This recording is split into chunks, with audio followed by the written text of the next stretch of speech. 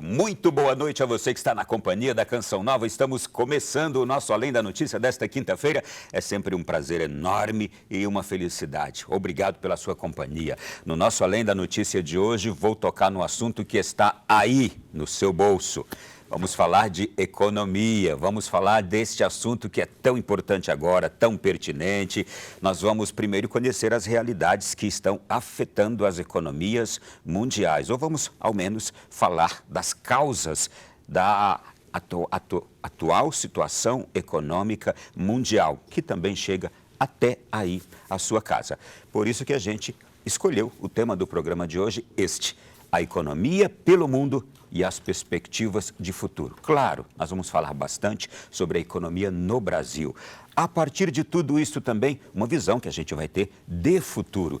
E como a gente também hoje viver bem este momento, se precaver o que é possível também que eu hoje faça para ter um pouquinho de segurança, resguardos. Como entender a situação que a minha economia no Brasil está passando, olhando também para o mundo inteirinho. Pois bem, e para conversar sobre este assunto hoje aqui, eu tenho a imensa satisfação de receber dois amigos, já tiveram aqui em outras ocasiões. Eu cumprimento Juscemar Imperatori, economista, consultor e vice-presidente do Corecon DF, Conselho Regional de Economia do Distrito Federal. Seja bem-vindo, Juscemar. Ok, obrigado. Boa noite, bom trabalho. Nos trazendo os bons ares e o calor da Itália, não é? Sim. Esteve lá agora recentemente. Estive sim, mas o calor está um pouco exagerado, então acho que é bom não trazer tanto calor assim. É bom não trazer, não? Não, deixar um pouco ali, que o próprio natural do clima, o tempo, ele vai se ajustando. Agora logo vem a questão do inverno, então acho que ele deve já melhorar um pouco essa situação, que realmente precisa. Clima também afeta a economia. Muito. Não é? E lá tem aquele degelo naquela região norte da Itália. A gente fala sobre isso daqui a pouco. Eu quero cumprimentar aqui um companheiro também, quase diariamente a gente está sempre se encontrando na Rádio Canção Nova, no programa Tarde Especial. César Bergo, economista, professor de mercado financeiro, ex-presidente do Corecon DF. Boa noite, bem-vindo. Eu já ia falar boa tarde por causa do programa da rádio.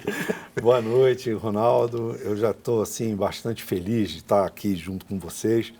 Essa casa maravilhosa, né, que ajuda bastante as pessoas, não só do ponto de vista da fé, mas também da economia, né?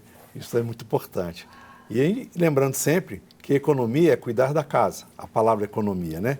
E ecologia é a lógica da casa. Então, são primas, né? Então, cuidar da natureza, cuidar da casa é um dever e também uma responsabilidade nossa, de cristãos e também de pessoas do mundo, né? É muito importante isso, Ronaldo. É um prazer estar aqui. Olha, vocês dois são professores. Eu vou pedir exatamente isto, que vocês hoje aqui contem também as mesmas histórias que vocês contam nas aulas aí, para que o povo entenda bem justamente sobre essa temática de economia, porque ela não é de fácil entendimento para quem não lida com isso, para quem não estuda, para quem não se dedica, para quem não tem uma certa aptidão. Mas tem também aquele conhecimento natural do povo de entender algumas lógicas, não é? Pois bem, gente, o programa de hoje é exatamente isso que ele quer trazer. O mundo sofre economicamente em consequência da pandemia da Covid-19, de mais ou menos 2 anos atrás, a gente vem com tudo isso, e as tensões econômicas que aumentaram a partir desta guerra Rússia-Ucrânia do começo deste ano. E eu quero saber qual o tamanho do mal desses 2 episódios, pandemia e guerra. Já começo aqui uma introdução básica dos senhores. O tamanho deste mal para a economia no mundo. Bom, a questão da pandemia foi um fato de repente, em que a própria ciência não sabia direito como administrar. Né? Teve talvez um pouco de pânico no início e um processo que ele vai crescendo, teve as ondas, né? Teve milhões de pessoas que foram mortas, né?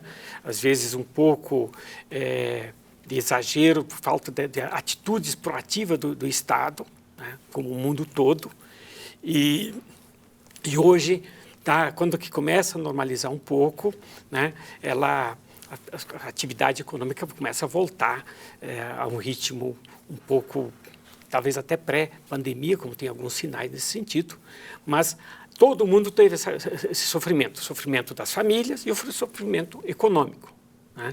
Em que o comércio ele acaba sendo interferido, ele diminui, teve problemas de componentes, principalmente a parte de eletrônicos, de abastecimento em geral. E isso leva também a consequência a um pouco da inflação de hoje, ele tem um pouco nessa origem, né? Obviamente que a guerra da Rússia e Ucrânia, ele tem um componente adicional da inflação que nós temos. Então, a inflação de hoje não é só o caso da guerra da Rússia e Ucrânia, que foi deste ano, mas já o ano passado, se nós olharmos aqui no Brasil, já encerrou o ano com mais de 2 dígitos da inflação. Olha, aproveitando que o Juscelmar coloca, mas eu vou um pouquinho antes, né? A crise já existia. Economicamente falando, não vinha bem o mundo, né? Nós temos alguns problemas localizados com relação à fome, né? Com relação também à relação comercial entre os países, a guerra comercial e também uma China-dependência muito grande. O mundo todo passou a depender da China para a produção de componentes eletrônicos, materiais básicos para as indústrias, né? Isso acabou afetando diretamente o mundo inteiro. Nós vivemos numa aldeia global, lembrando que nós não temos mais multinacionais, são empresas transacionais, elas estão no mundo inteiro e os governos se submetem muito a elas também, aos interesses outros, né? Como aqui no Brasil, em 1955, Monteiro Lobato fala assim, os interesses ocultos, né? Então existem os interesses, sim, os governos têm que ter muita firmeza na sua ação, porque outros interesses agem, através da democracia mesmo, dos deputados, dos senadores, das câmaras, isso vimos, porque a Europa vinha até num processo muito interessante de recuperação. Nós tivemos uma crise violenta na Europa, os países se ajudaram mutuamente, a Alemanha saiu forte, porque lá os bancos são fortes, e o sistema cooperativo na Alemanha acabou, de alguma forma, ajudando toda a Alemanha. Você vai na Alemanha Ocidental, vai na Alemanha Oriental, não tem mais diferença. Eles conseguiram juntar a Alemanha numa só. Então, a gente tem que olhar isso até como exemplo, mas só que não esperavam a guerra. Então, vinham bem em 2021, mostrando bons resultados, uma recuperação econômica, né? Aí veio a guerra, aí interrogação. Por quê? Porque a Europa é muito dependente não só da China, como da Rússia também no fornecimento de petróleo.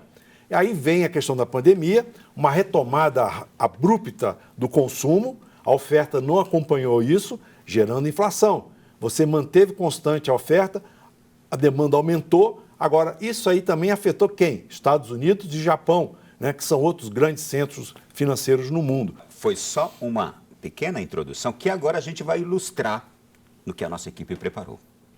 O mundo vem sofrendo com os efeitos da pandemia e as tensões econômicas aumentaram com a guerra entre Rússia e Ucrânia. O fornecimento de petróleo e derivados, de produtos agrícolas como trigo, milho e óleo de girassol, além de fertilizantes, atingiu muitos países. A escassez de oferta desses produtos causa uma pressão inflacionária mundial e a consequência chega ao bolso do consumidor com preços mais elevados de produtos e serviços. Os Estados Unidos, maior economia do mundo, sofrem com a maior inflação em 40 anos, alcançando a faixa de 8,6%, mesmo nível da União Europeia. Por todos esses motivos, o Brasil tem aumentado suas exportações de grãos, carnes e ferro, o que ajuda economicamente a nação. A valorização dos preços internacionais das commodities energéticas e metálicas também favoreceu a balança comercial brasileira. Em março deste ano, o país alcançou um superávit recorde de 7 bilhões de dólares de arrecadação. E os reflexos internamente são positivos. Segundo o IBGE, a taxa de desemprego caiu para 10,5%, o menor nível desde 2016. Já o número de empregados alcançou 96 milhões no primeiro semestre, o maior da série histórica. De acordo com o Instituto de Pesquisa Econômica Aplicada, o IPEA, o PIB brasileiro também aumentou em 1,8% em 2022. Um reflexo dessas projeções é que o Fundo Monetário Internacional aponta o Brasil entre as 10 melhores economias do mundo e a primeira em destaque na América Latina. E a partir de tudo que a gente acabou de ver e já de ouvir neste comecinho de programa, eu volto aqui na fala inicial dos senhores. Produção afetada justamente pela pandemia e a produção afetada agora também pela guerra. Produção industrial, produção alimentar e comércio. desenvolvimento do comércio. Aqui estão as causas do que hoje nós estamos vendo acontecer pelo mundo. Inflação, que significado de preços altos, e também essa carestia, bom, além da inflação, também essa perspectiva sombria de pouco crescimento em grande parte do mundo. A pandemia fez alterar a forma de trabalho, a relação de trabalho. Veio o home office, veio o e-commerce, né? Houve um desenvolvimento enorme das redes de computador no sentido de comunicação, houve um distanciamento do homem, né? E é isso aí, hoje está fazendo falta e as pessoas têm necessidade de ir à compra presencial. Mas no passado, no mundo inteiro, não se tinha esse hábito de trabalhar em casa, né? Hoje, com a pandemia, antecipou essa tendência e você muda por completo a questão de produção. O que era feito na fábrica, hoje está sendo feito em casa, muitas vezes, né? É lógico que é um trabalho mais de pensar, de consultoria, né? O trabalho braçal ainda continua tendo que ser feito. E isso aí aconteceu que impactou mesmo as cadeias de fornecimento no mundo inteiro, né? Você de uma hora para outra, porque uma coisa é a pandemia no Brasil. Nós estávamos andando aqui, andando lá. Na China, ninguém saía de casa. Então não houve produção mesmo, zerou, né? E a China, sendo a maior fornecedora do mundo em vários insumos, o impacto foi grande. O próprio Brasil se repensa até as questões industriais. Por exemplo, nós não somos autossuficientes em fertilizantes. Embora sejamos autossuficientes nos insumos para produzir o fertilizante, nós não produzimos fertilizante, temos que importar. Então, estamos vendo toda a dificuldade. E a mesma coisa acontece com o petróleo. Petróleo. A gente tem petróleo, mas não refina. Exatamente. 30% do nosso combustível é importado, né? Então, quando você tem uma crise... Porque uma coisa que eu tive na Europa, lá na França, na Alemanha, me assustei, né? Os carros são tudo movidos a diesel. Não tem esse hábito de gasolina. A maioria dos carros são diesel. Então, por isso que o diesel hoje está descolado do preço do barril de petróleo. E o Brasil poderia ter se antecipado. Agora, não tenha dúvida que o maior erro, talvez, no Brasil é não ter investido em ferrovias, né? Então, você vê hoje na Europa, eles têm trem para todo quanto é lado. Isso economiza bastante combustível e dá um deslocamento mais barato para a população. Então, são coisas que nós temos que fazer o dever de casa, né? Esse atual governo fez alguma coisa no tocante à infraestrutura ferroviária. Inclusive, teve licitação, tal, melhoria. Isso é importantíssimo, né? Que se invista nisso aí para melhoria. Agora, no mundo inteiro, em termos internacionais, nós temos a questão que essa produção mudou, né? E afetou de fato. Agora, não tenha dúvida que o grande desafio é energético. Então, hoje em dia, o mundo se investe no carro elétrico, nas fábricas, né, totalmente independentes de combustível fóssil, e nós estamos muito atrasados nisso aqui. Mas no mundo, essa pandemia serviu para esse susto. As pessoas tomaram um susto e realmente, não tenha dúvida, a indústria farmacêutica explodiu em termos de produção. Hoje talvez é uma das principais indústrias do mundo, né? Até por conta disso, porque não só a Covid, agora está vindo a varíola do macaco. Ou seja, vai ter sempre doença, né? Então é importante a gente aprender a conviver com isso, que o próprio homem criou, tornou inóspito muitas vezes o nosso planeta. Mas há esperança, porque as condições econômicas vêm melhorando em alguns lugares, e aqui no Brasil não vai ser diferente. Eu queria só voltar aqui no termo produção ainda, porque no comércio a gente sabe como é que funciona. É quando a oferta é pouca, o preço sobe. É o que está acontecendo hoje no mundo. Nós temos pouca oferta, uma menor oferta do que antes. Então temos pouca oferta e uma demanda que não diminuiu. Não é? O povo quer comer, o povo quer consumir, quer comprar. E aqui entra na indústria, por exemplo, se está automobilística, o preço dos carros a gente dobrou.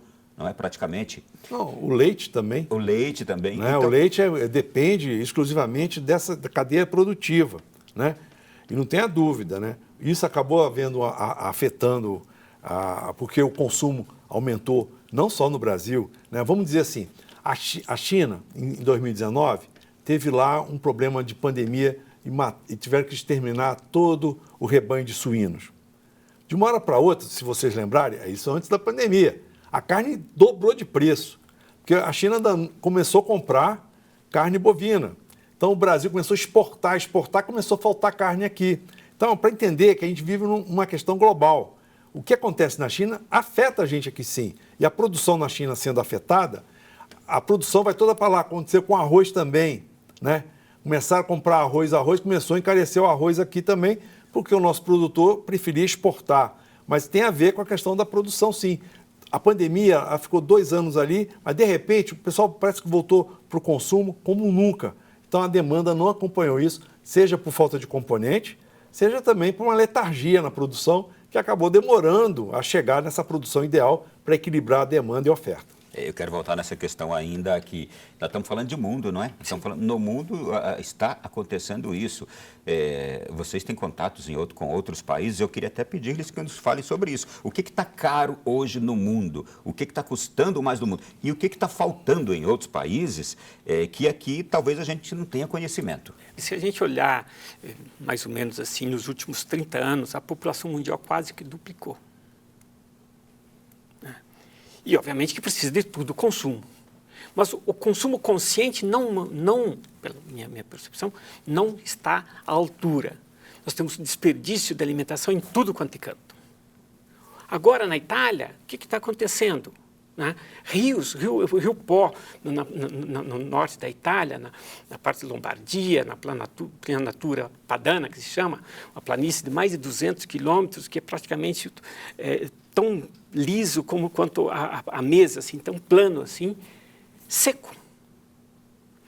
A água do mar está entrando no rio, está dando problema do sal e vai afetar a produção.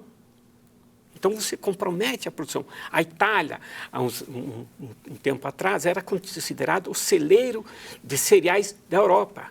Hoje não é mais. Tá? A Ucrânia ocupou esse espaço. Tá? Aí você tem toda a Europa, e aí nos Estados Unidos também, né, temperaturas recordes deste ano. Inglaterra com 40%, incêndio de tudo quanto a ordem. Né?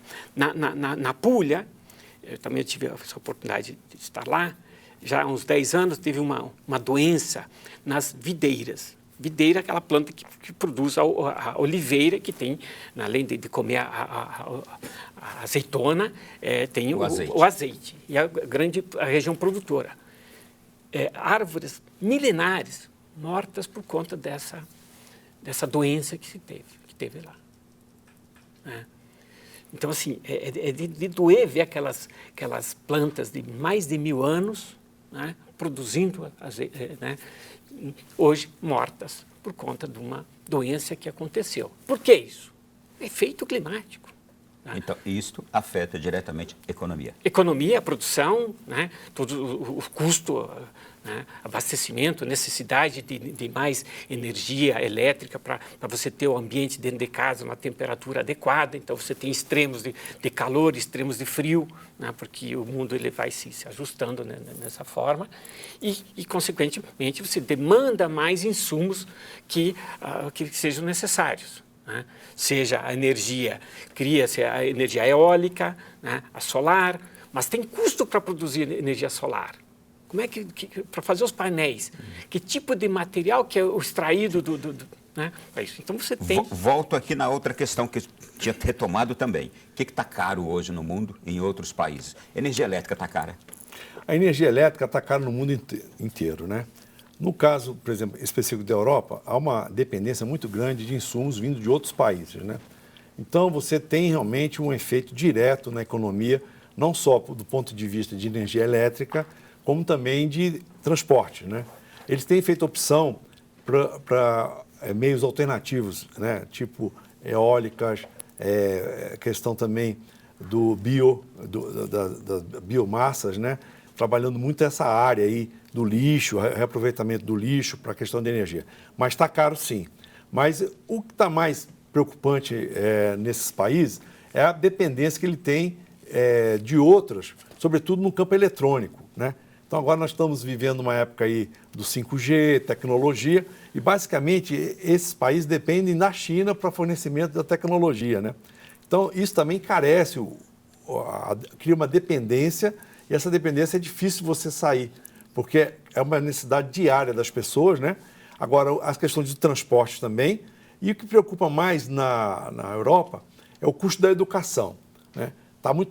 Você manter um filho na escola, isso está muito caro, gerando muitos problemas para o sistema público, que está sobrecarregado, a gente tem visto isso aí. Então, muda um pouco o panorama, sempre europeu, né? E nos Estados Unidos não é diferente. Nos Estados Unidos, o que está acontecendo mais, provocando inflação, é a questão alimentar também, né? O preço das commodities subiram e os americanos eles têm essa dependência, né? Obviamente, da questão... Rapidamente, para o nosso povo que não sabe o que é commodity. Commodities são produtos que, em função da sua utilização, eles são vendidos em termos de grupos, né? Então, você tem o trigo, é uma commodity, o milho é uma commodity, né? Agora, obviamente, dentro da commodity tem uma ramificação de produtos outros. A farinha, o pão, tal, que depende daquele preço. Então, é aquela matéria-prima. Matéria-prima. Então, você tem a commodity mineral e a vegetal, né? Você tem também o caso das carnes, né? A carne é uma commodity mundial. Então, você tem o leite, né? Então, isso sobe no mundo, é muito fácil de entender. Você tem lá a Bolsa de Chicago, lá tem o preço de todas as commodities no mundo inteiro, que hoje é a bolsa maior do mundo de mercadorias. Então, quando você quer saber se subiu ou desceu no mundo, você olha lá a Bolsa de Chicago e fala, está subindo o trigo, está subindo o milho. Então, é fácil, é um termômetro. Você tem um termômetro ali. E quando ele está muito alto, aí é igual a temperatura. 45 graus ninguém aguenta. Ainda pelo fator climático, ambiental, que prejudica tantas coisas. Você também viu isso agora, recentemente, poucos dias atrás, lá na Europa, Josimar, pôde constatar isso, o preço da comida, o preço da carne, lá também estão altos esses preços? Sim, também o pessoal reclama. O índice de inflação média da Europa está em torno de 9 e poucos por cento, quase 2 dígitos. Isso é histórico. Né? Não, era muito baixo. Não, esse é um histórico assim, negativo. Sim, um histórico negativo. É um patamar nos últimos não sei quantos anos, né? Se não me engano, desde a Segunda Guerra Mundial. Exatamente, né? Tirando a grande inflação dali do pós-guerra ali, depois dos arranjos, né? Agora é essa maior onda. E aí você tem o problema do alimento como um todo, o encarecimento da produção desse alimento. Né? É do insumo e da energia para produzir. Então, para irrigar, você precisa de energia para captar água. Se não tem água, você gasta mais energia. Se a energia depende do gás russo, que agora está nessa questão da guerra... É isso que eu quero saber. O gás lá, esse gás russo que vai para lá e que é usado para aquecer as casas por causa do frio lá, é o mesmo gás também de cozinha? Sim, porque o gás ele tem as duas utilidades para fazer a transformação em energia, tem para poder aquecimentos em geral, né? E tem também para cozinha. E também está caro lá. E também aumentou bastante por conta da escassez e do risco, né? Porque em função do conflito os preços subiram. Teve a questão também cambial do russo, rubro, né? E que afetou tudo isso. E aí ele rebate na produção. Né? Então, por exemplo, e alguns produtos tem que trocar, deixar de produzir, por exemplo, girassol para tentar produzir mais trigo. Tá? Então, você vai ter um desbalanço também em algum tipo de produto final. Por exemplo, o óleo de girassol vai ser menor em relação à quantidade de trigo e farinha que vai ter. Né? Mas a boa notícia é que, apesar disso tudo, a Europa cresceu 0,7% no trimestre, quando se esperava crescer apenas 0,1%. E o grande destaque foi o turismo, que cresceu na França, na Itália, e a Alemanha foi a única que teve zero de crescimento. Ou seja, tem a ver com o euro que perdeu força, perdeu também, valor? Porque o euro, como nunca, o euro caiu o seu valor, né? Em relação ao dólar. Em relação ao dólar. Tem a ver também com os protocolos de saúde que são adotados, né? Que você aumentou o fluxo de turismo para a Espanha e França, principalmente Itália também.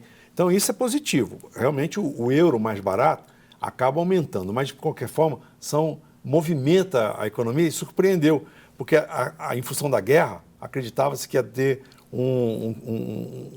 inclusive, um crescimento negativo. Então, pode-se dizer que hoje o turismo está dando um fôlego importante para a economia europeia. É isso. E, no caso da Itália, tem uma vantagem em relação aos outros países, porque ela é banhada do mar de toda a sua península. E a Itália sempre teve como sua fonte principal de riqueza o turismo, né? Então, tem o turismo, assim, da praia, né, da questão do mar, da praia ali, e tem o turismo em função da riqueza patrimonial, né? Riqueza histórica, patrimonial, todos os museus, os monumentos, as igrejas, né? Mas interessante, porque eu estava em Toulouse.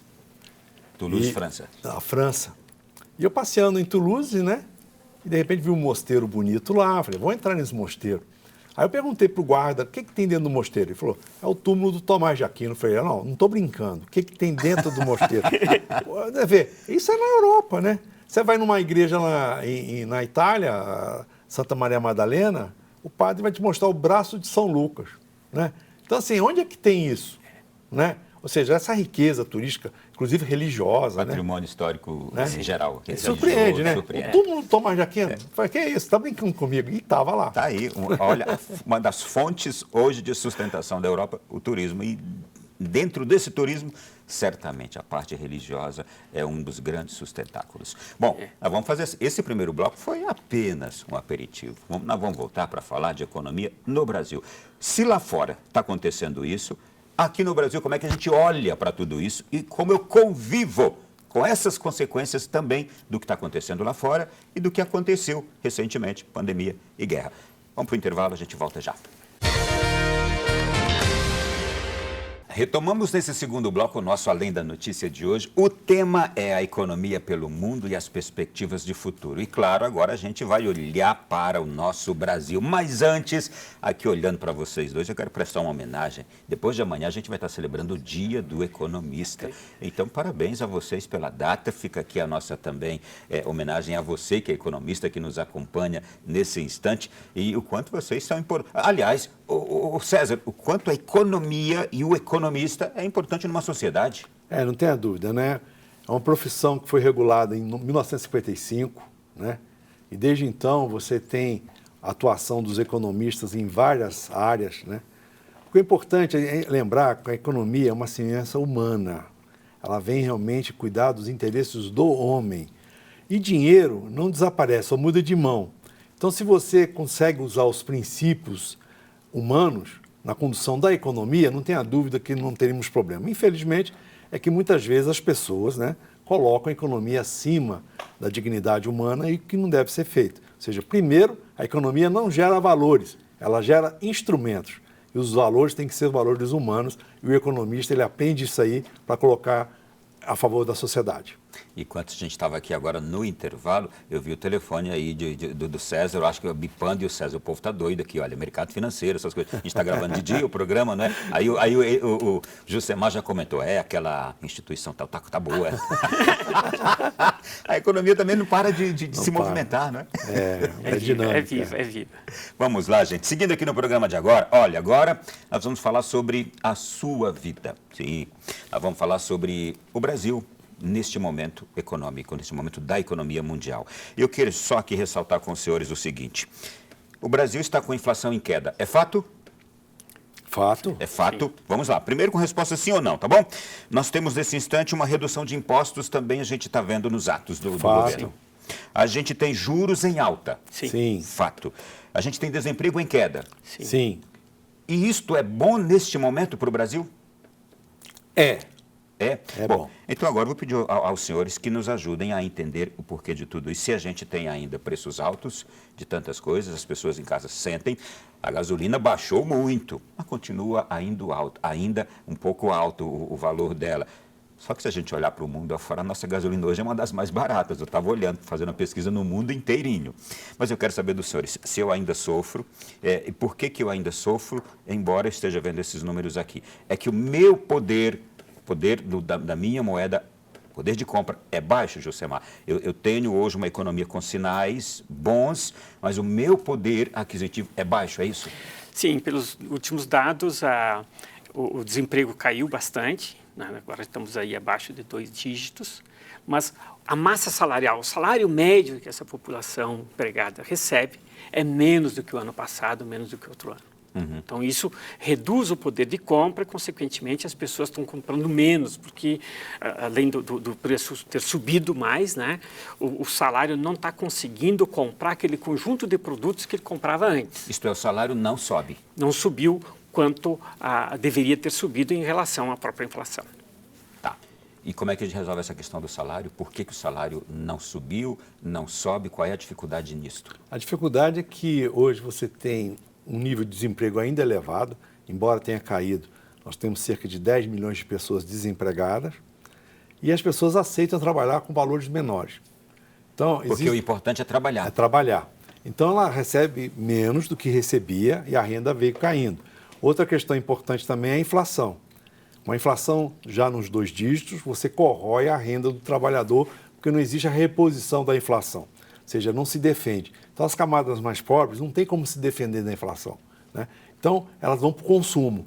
Indo para o consumo, geram mais inflação. Então, aquele pouco que ela ganha, ela já vai gastar tudinho e pressionar a inflação.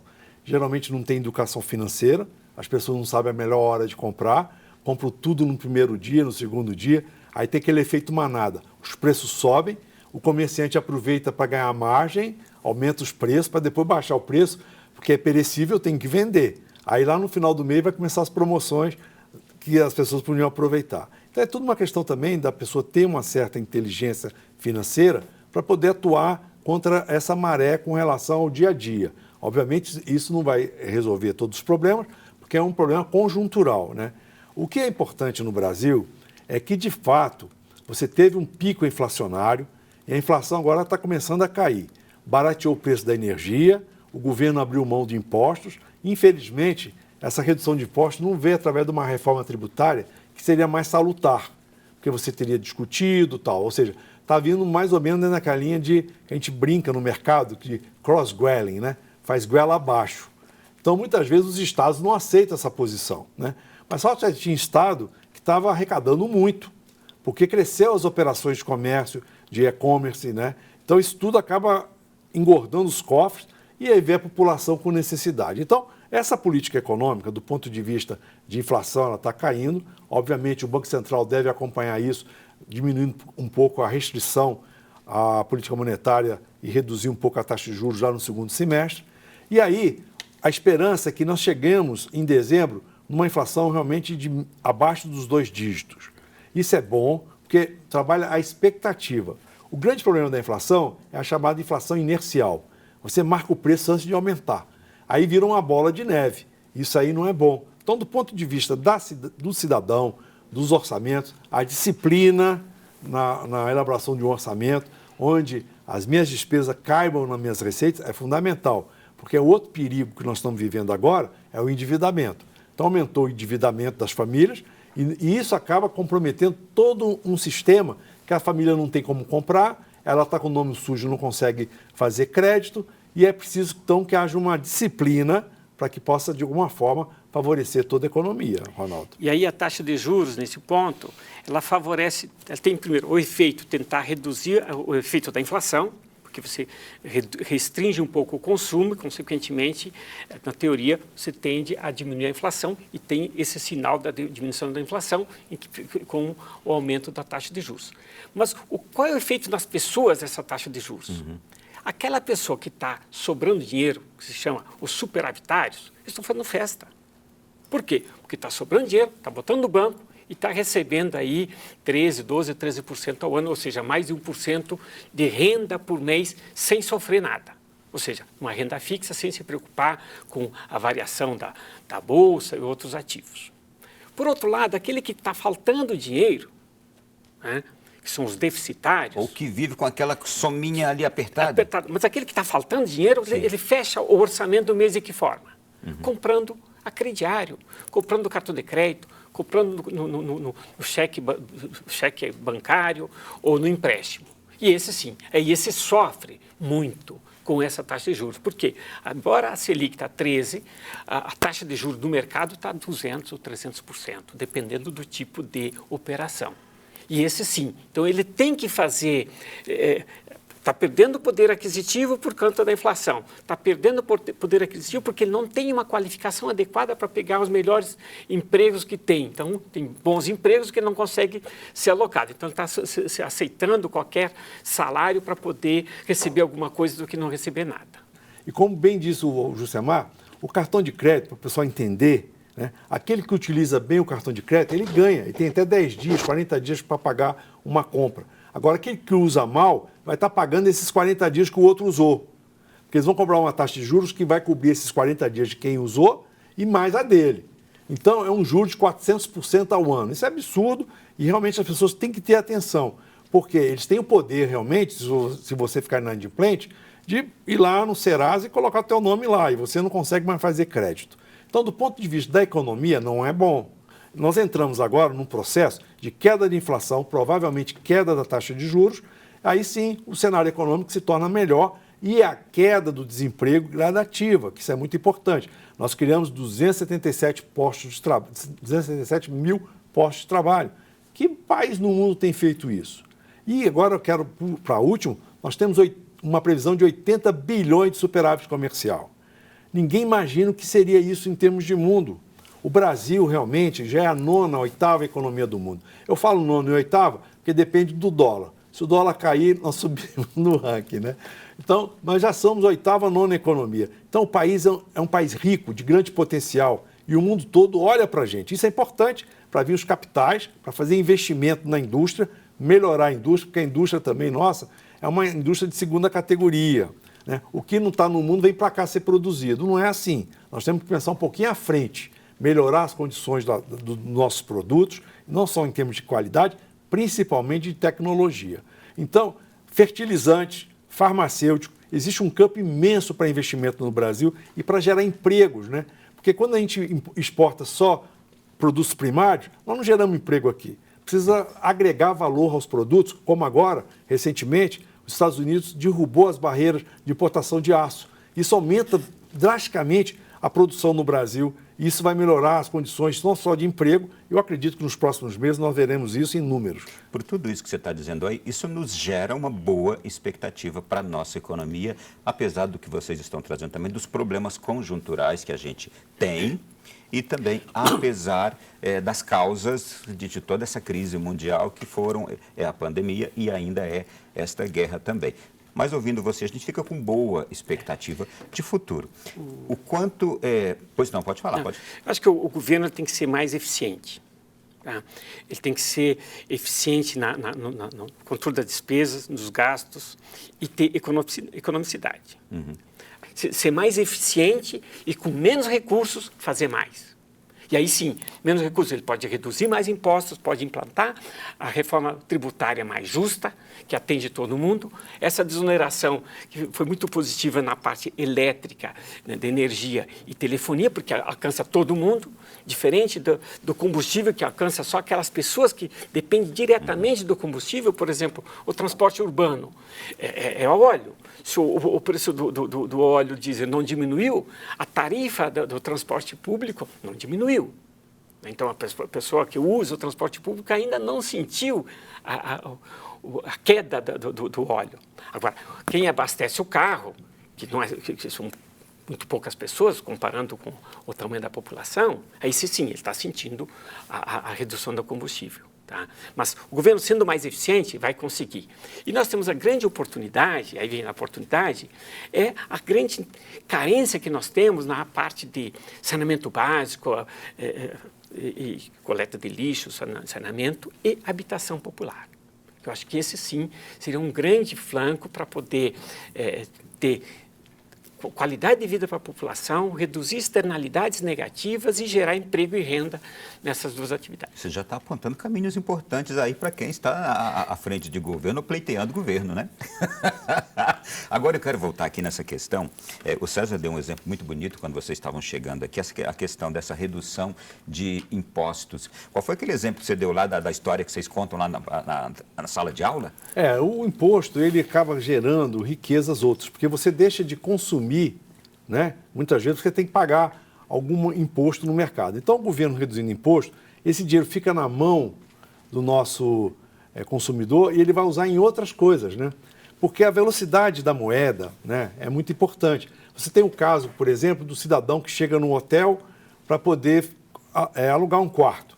Ele quer ver o quarto. Aí o dono do hotel fala, custa R$100. Então, ele deixa R$100 no balcão e vai ver o quarto. Nisso passa o cozinheiro do hotel e olha aqueles R$100 em cima do balcão e fala, eu tenho que pagar o açougueiro. Então ele pega os R$100 do balcão e vai pagar o açougueiro.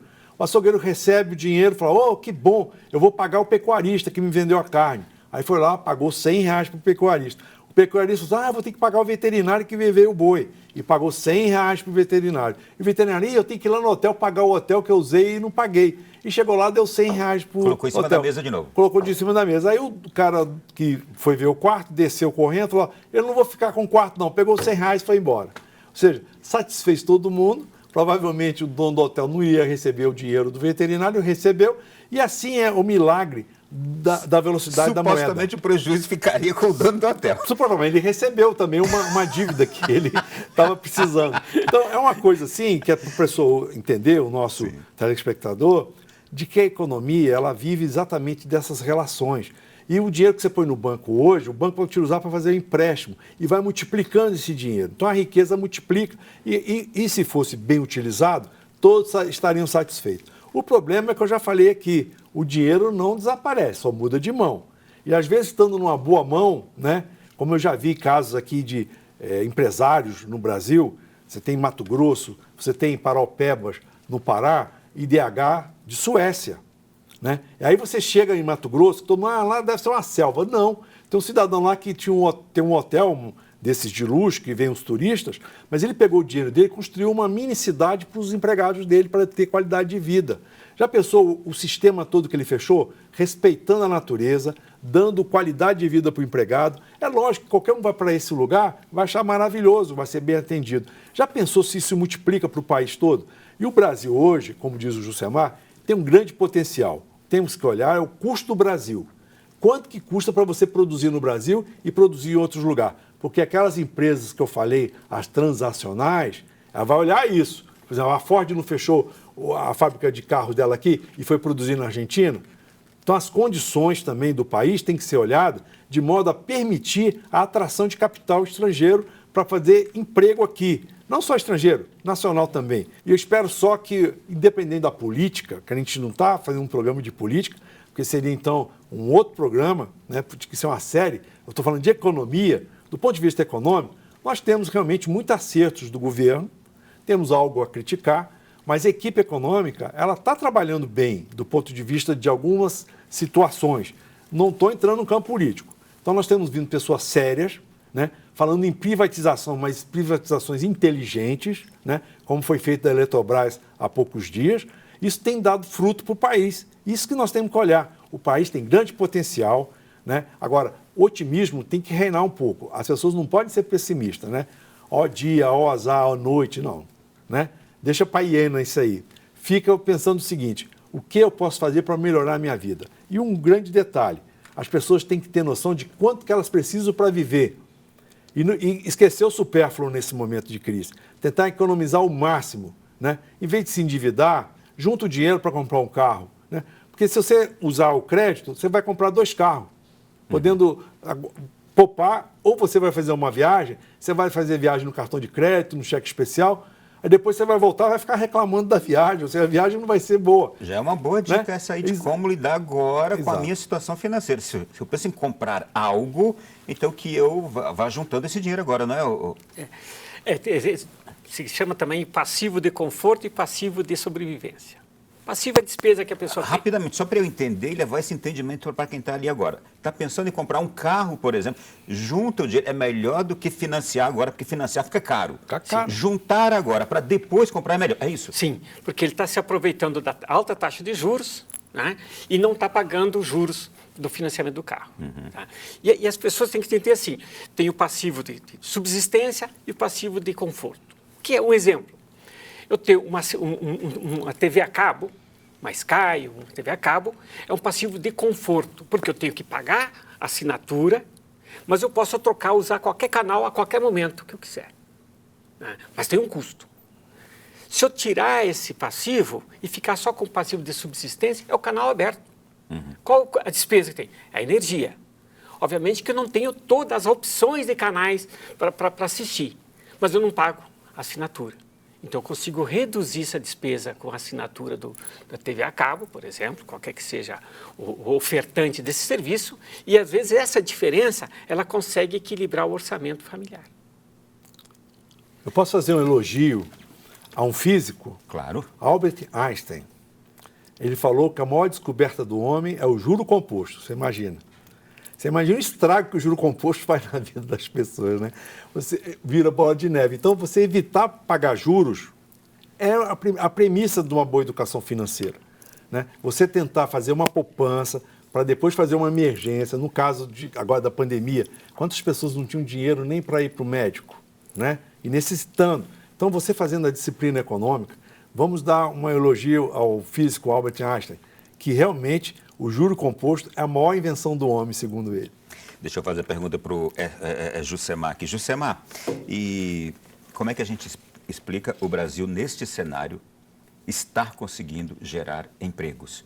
Por exemplo, agora, o último dado que a gente recebeu, o Brasil gerou quase 300 mil empregos no mês de junho, se não me engano. Não é? Como é que o Brasil está conseguindo isso? Na pandemia, o terceiro setor, basicamente, aí, a parte de turismo, a parte de restaurante, a parte de comércio, alguns comércios, salões de beleza, enfim, ele foi muito prejudicado com o emprego, sofreu muito. Tá? Então, com a retomada da economia, né, equilíbrio ali, a vacinação, redução de mortes, embora a pandemia ainda existe, está aí, né, e está matando gente ainda, né, mas com a atividade entrando num ritmo mais normal, né, esse setor conseguiu absorver muitos empregos, gerar muito emprego. A própria parte de educacional também, a parte de academias, enfim, né? Já a parte industrial, a parte agrícola, ela não sofreu tanto na perda de emprego lá no momento zero, né, no momento da pandemia, e hoje também não está gerando muito emprego, ela está tendo uma manutenção. Tá? Então, esse eu acho que é o grande fator da geração de emprego agora. E tem esses empregos mais ocasionais, que é o caso que começou hoje, aí, a questão do censo do IBGE, né, que absorveu aí mais de 200 mil trabalhadores, embora são temporários, mas estão sendo ocupados e estão gerando uma renda para essas pessoas por um período aí de 3, 4 meses. Isso significa o quê? O mercado interno brasileiro é um mercado forte e bem explorado? Ele surpreende? Não tem a dúvida, né? Sim. O que eu também acrescentaria no que o Jussemar colocou é como um efeito de tsunami, né? As pessoas ficarem em casa, de distanciamento social, e agora vem com uma vontade para o consumo que o comércio tem que se preparar. Então você vê os shoppings lotados, né? Shows. E uma coisa importante, agora particularmente em Brasília, foi o investimento do governo na melhoria da urbanização de determinadas áreas aqui em Brasília. Nós vimos uma W3 ali... Revigorada. Revigorada, né? Então, a Galeria dos Estados, né? Então o governo também ajuda. Né? Quando ele não atrapalha, ele é indutor do desenvolvimento. Então, ele cria as condições para que cresça. Então, hoje em dia, você pode sair da sua casa, ter uma loja ali, vai com segurança. Esses dias eu estava comentando até com o próprio Jussemar, a iluminação urbana também está melhorando, ficando mais clara, a questão da segurança. Diminui a violência. Tudo isso acaba de uma forma melhorando e você tem que colocar pessoas para atender. Porque as pessoas estão indo lá fazer compra no comércio, você vai gerando empregos. Então, acaba sendo um círculo virtuoso, né, para a economia, não só de Brasília, mas a gente tem visto isso no Brasil inteiro. Né? Então, isso acaba gerando mais empregos, sobretudo o setor de serviços, a retomada dos hotéis, dos restaurantes e, sobretudo, a indústria de eventos também, que foi muito prejudicada, né, a indústria de eventos. Então, hoje nós estamos vendo muitos shows, muitos acontecimentos que antes não. E aí você vai num evento, você não consegue nem entrar, está lotado, as pessoas estão carentes. Então, isso vai movimentando a economia, Você tem os programas também do próprio governo, com incentivo aos empreendedores, né?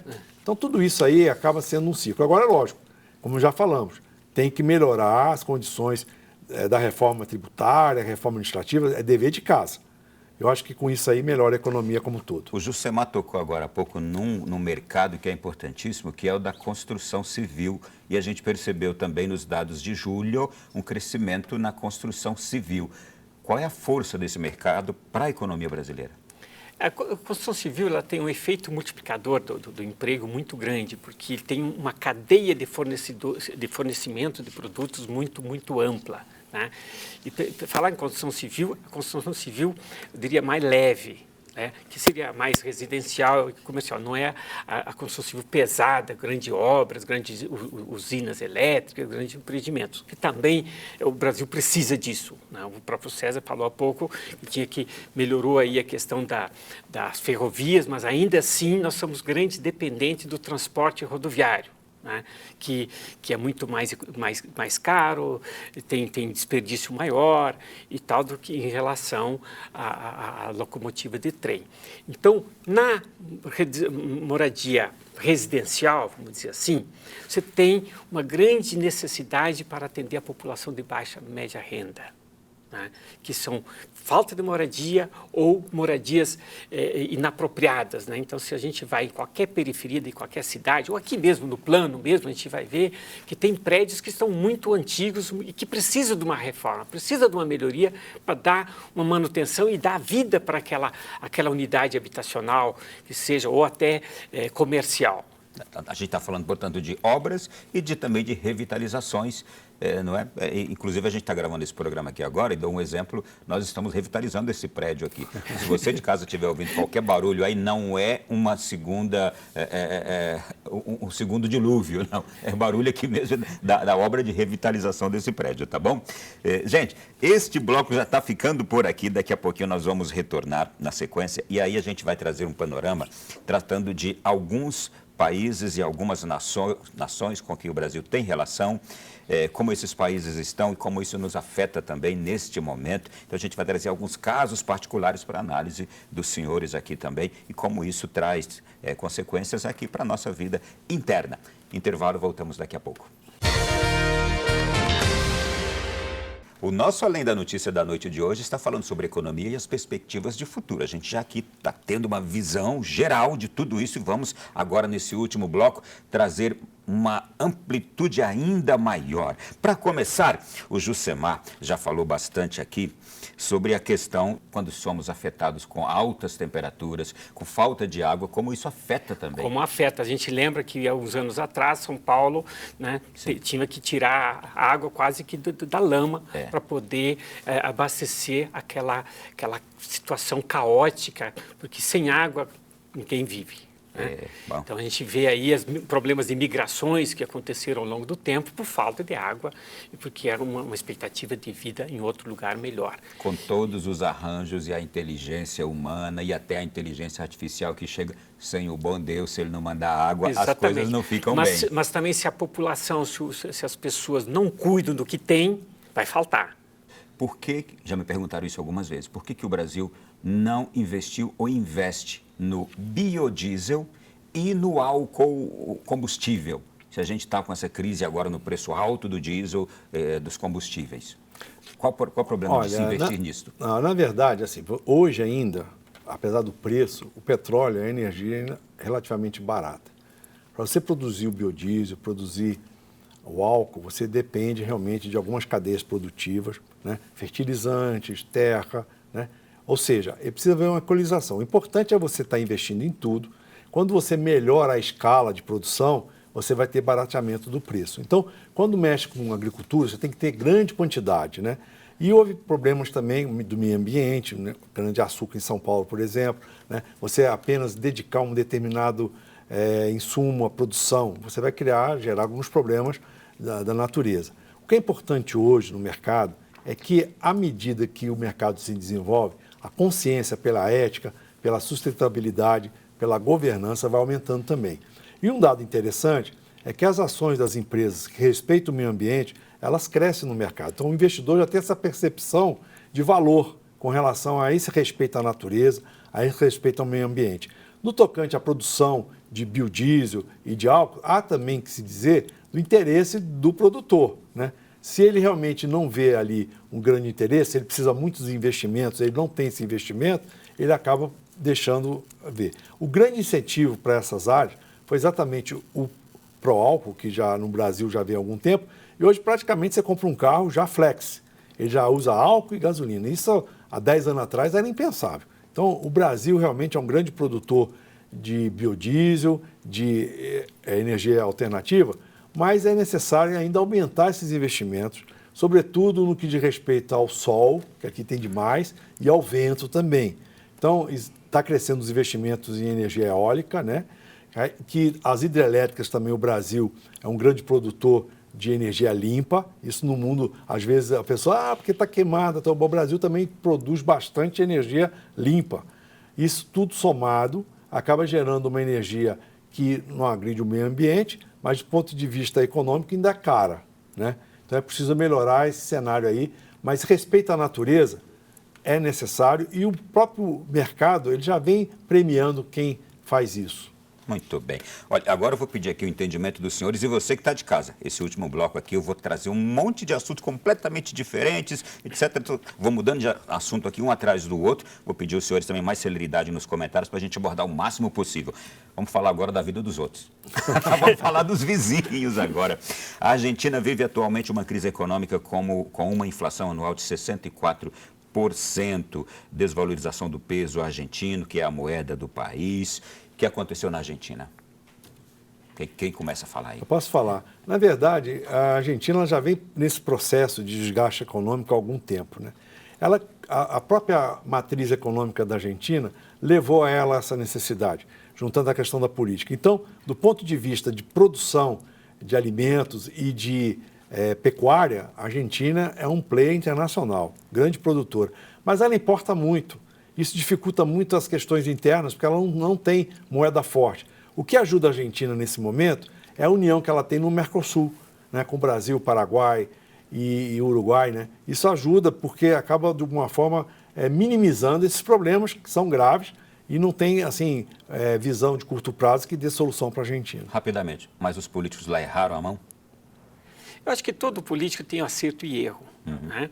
E às vezes você não aproveita bem para se mitigar uma circunstância adversa ou aproveitar a maré boa, né? Gera uma consequência mais crítica logo à frente. Acho que talvez faltou o ponto de equilíbrio nessa situação, levando em consideração outras conjunturas internacionais que também afetaram um pouco ali, como é que o próprio Bergo falou aqui. Vamos falar de outra vizinha nossa, Venezuela. Dói de ver as imagens, as cenas e de ouvir os relatos. Eu encontro aqui em Brasília, em padarias, encontro muitas vezes no semáforo, à beira de uma estrada aqui em Brasília, irmãos venezuelanos. O que aconteceu lá? O povo venezuelano é um povo irmão e, historicamente, muito próximo ao Brasil. Né?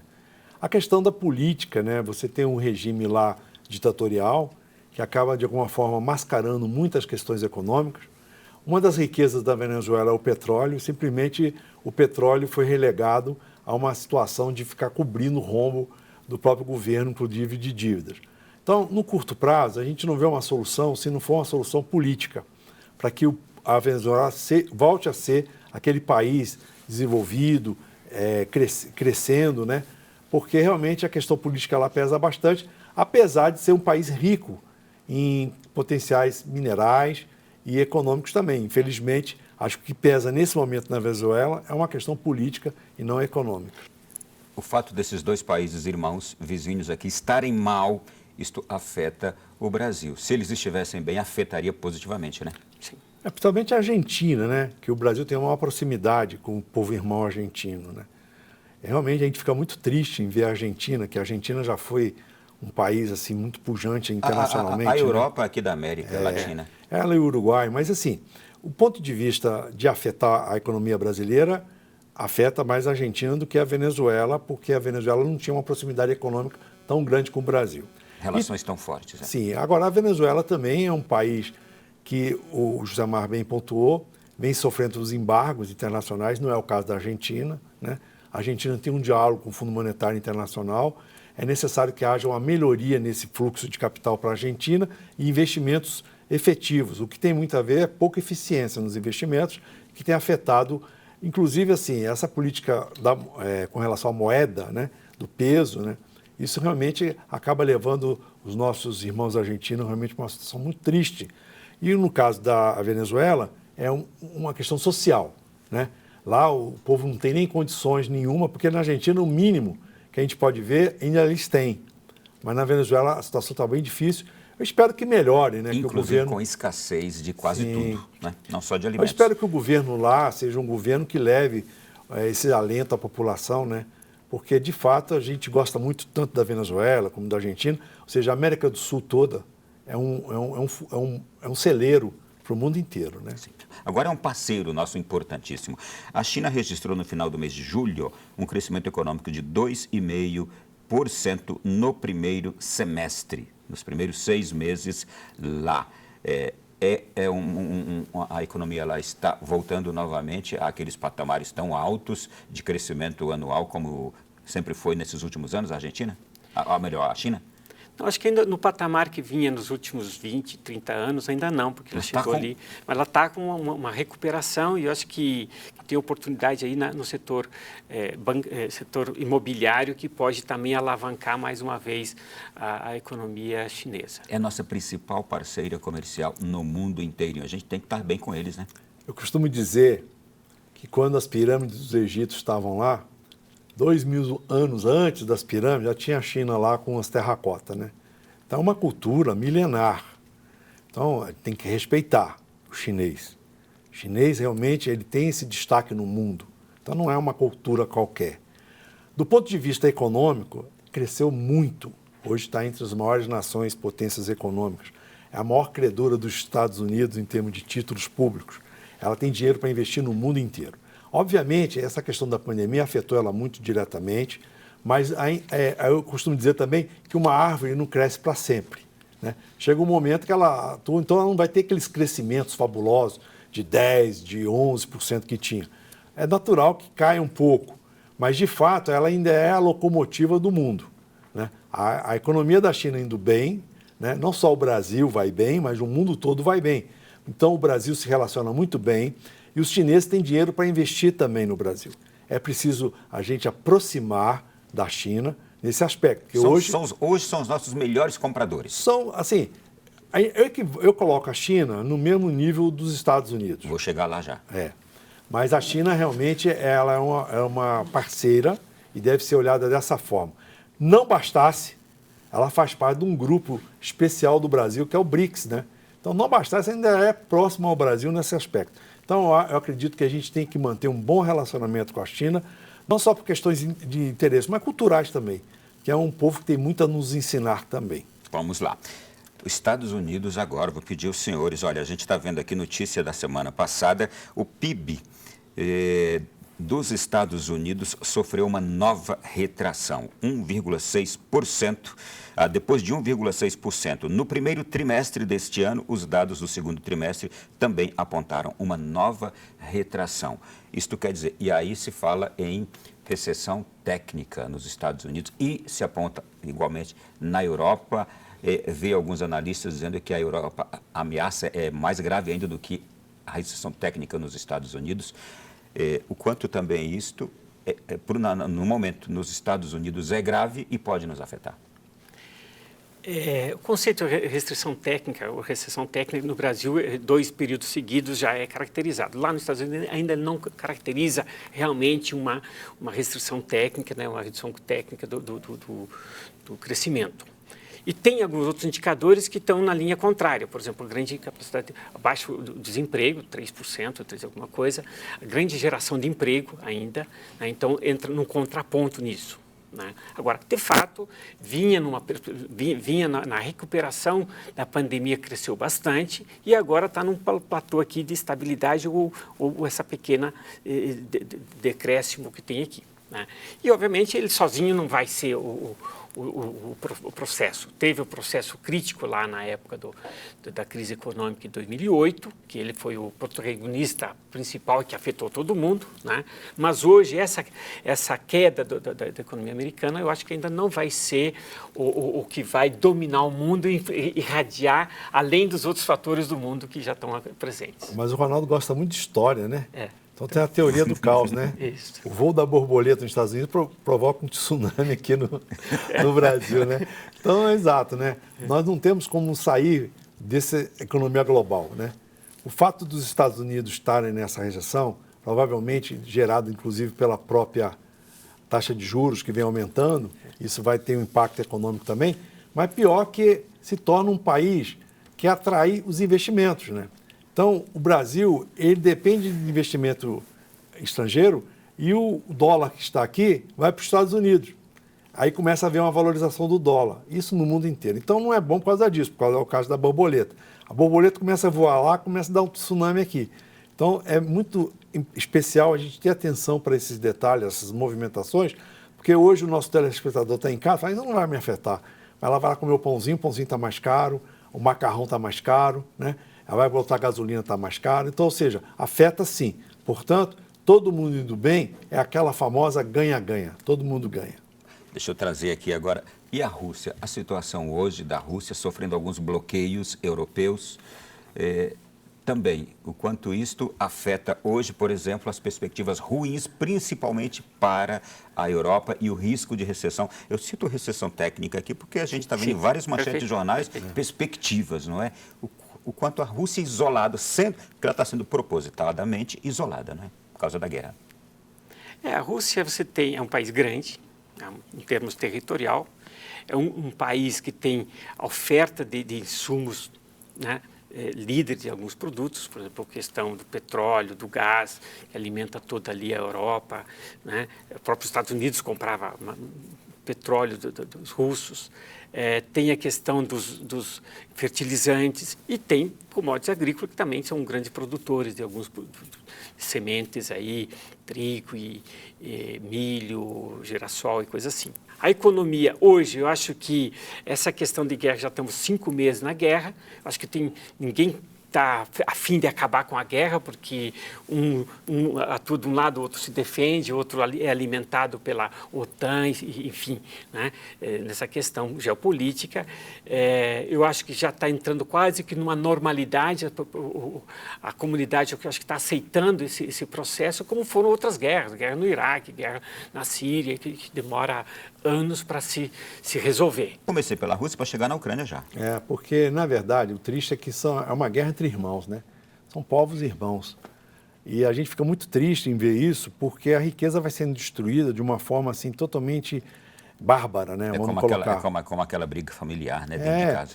Mas, assim, a Rússia, ela não é uma potência econômica, como se fosse outra, a China, por exemplo, entrasse numa guerra, né? Mas prejudica principalmente a Europa. Ela tem reflexos diretos na Europa. Agora, o que preocupa mais na Rússia nem é a questão econômica, é a potência militar e a potência, inclusive, que a gente vê, que esses dias eles falaram que vão trazer os astronautas de novo da Estação Espacial. Então, ela é cientificamente bem avançada, né? E é triste esse aspecto, porque se para das questões científicas, desenvolvimento da humanidade, para cuidar de uma questão particular, totalmente irracional, né? Que provoca danos irreversíveis, né? Porque uma vida a gente não repõe, né?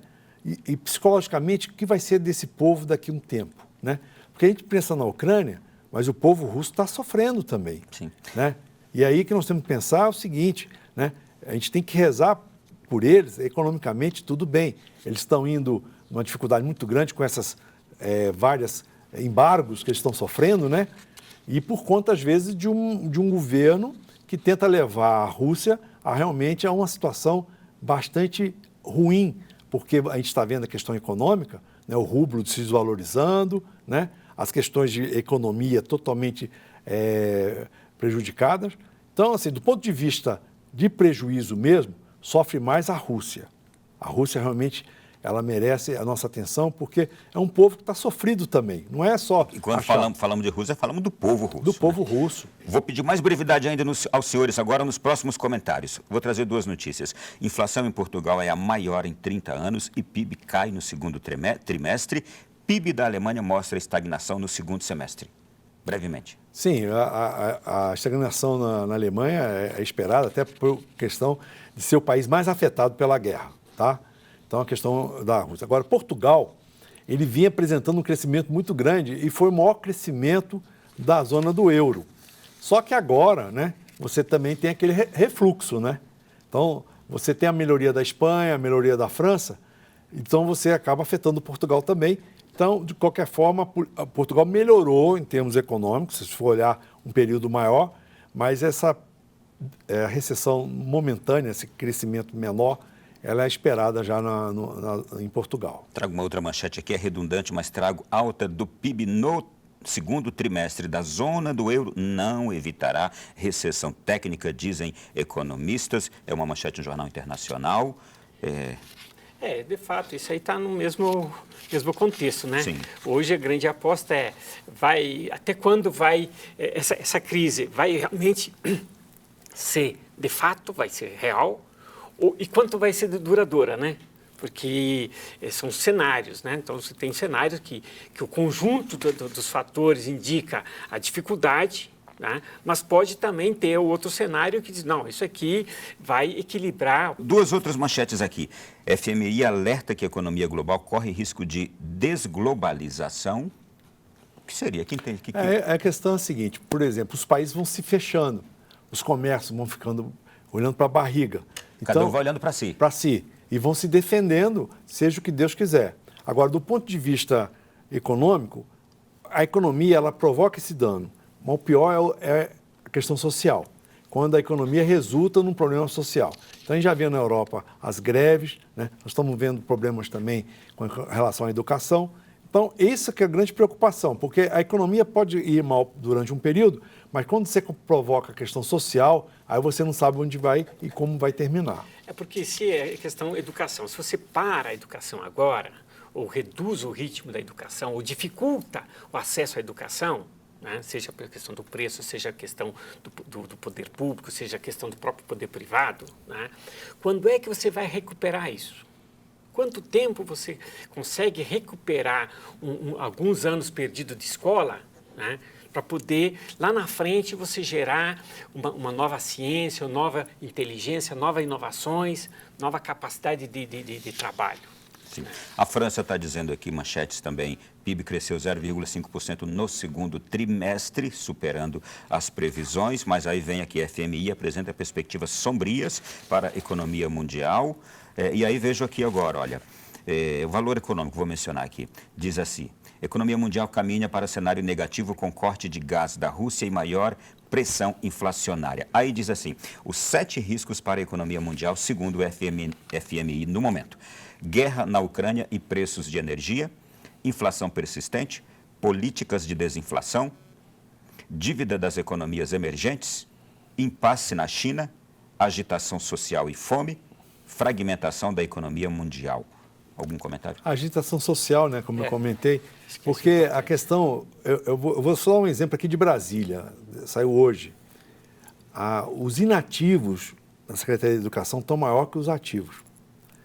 Qual é a consequência? A educação não cresceu suficiente para gerar postos de trabalho dos ativos e os inativos acabaram sendo maiores, os aposentados, os professores estão maiores. Isso tem um custo absurdo para o Estado. Então, é o que acontece no mundo.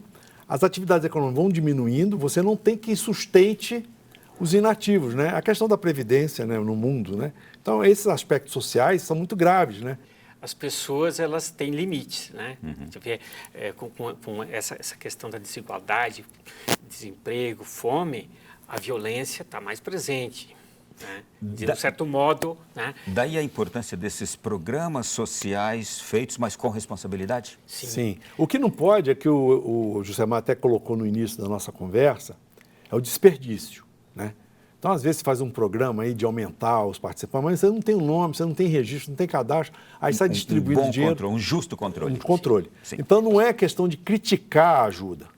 A ajuda é necessária, mas criticar o controle. Sim. Ou seja, não pode haver desperdício, porque o cobertor é curto, não é, Ronaldo? O cobertor é curto. Não te estica que a cama é curta. Olha só, uma manchete me chamou a atenção aqui. O maior problema da economia global hoje tem nome e sobrenome. Crescimento da China.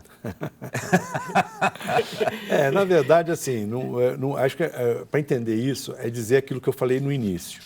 Você tem hoje uma dependência da China muito grande, né? Então, qualquer coisa que acontece na China vai de novo à teoria do caos. A borboleta voa lá, vai causar um tsunami lá na Austrália, né? Então, esse é o cuidado que tem que ter. A China crescendo muito, ela tira as oportunidades do resto do mundo também crescer. Né? Então, você melhora os investimentos na China e o resto do mundo. Vocês tocaram aqui num ponto no começo do programa que eu fiquei curioso. Falei, vou perguntar mais para frente. Existem os interesses particulares de cada nação, não é? Mas esses interesses podem levar uma nação a tentar prejudicar o crescimento da outra, atrapalhar o crescimento da outra, o desenvolvimento da outra. A gente ouve bastante isso. É real? Tem por exemplo, o Brasil é uma potência na produção agrícola, na produção de carnes, venda de carnes para o mundo. As nossas maiores riquezas incomodam outros. A teoria de jogos explica isso, né? Na economia, desenvolveu uma nova teoria, a teoria dos jogos, né? Então, tem um dilema do prisioneiro. Então, às vezes, você vai fazer alguma coisa, você tem que olhar o outro. porque a sua decisão vai depender do outro. E se a decisão do outro for prejudicial à sua, é lógico, eu não quero que ele tome aquela decisão. Então, você vai desenvolver toda uma estratégia de ação que pode levar a você a ter um prejuízo. E onde é que a gente vê muito isso? Na OMC, na Organização Mundial do Comércio. Ali é nítido, muitas vezes, essa teoria dos jogos aí que você acabou de mencionar. Eu vou acabar matando a produção naquele país porque está prejudicando a minha aqui. Então, eu vou tomar medidas através de um terceiro, não vai ser nem eu que vou fazer. Eu vou arrumar um parceiro que vai fazer alguma coisa contra aquele. Então, fica essa estratégia que não é boa para ninguém, mas que existe. A gente não pode esconder. Os países têm que ser muito mais harmônicos e muito mais colaborativos do que competitivos. Porque a competição é isso. Né? Uhum. Eu não quero que o outro desenvolva, que ele cresça para tomar meu lugar. Né? Mas se fosse numa situação mais colaborativa, os dois podem crescer, ou todos podem crescer de uma forma mais harmônica e reduzir as grandes desigualdades que existem no mundo.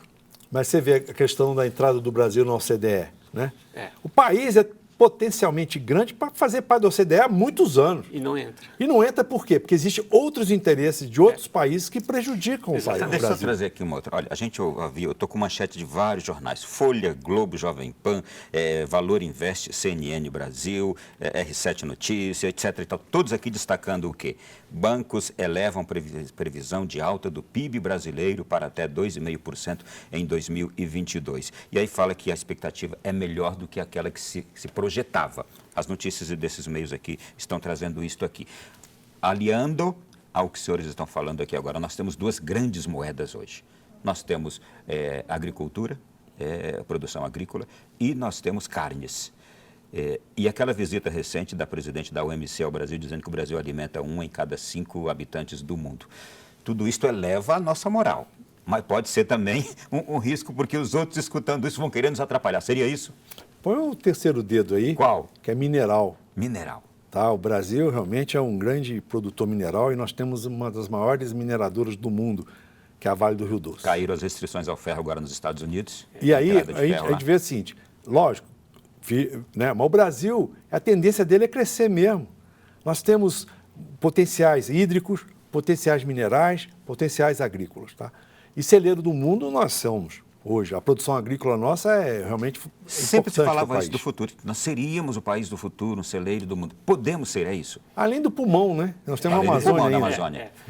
De fato, esses indicadores, toda semana, eles são ajustados, né? E está indicando uma melhoria em relação às expectativas iniciais, né? Uhum.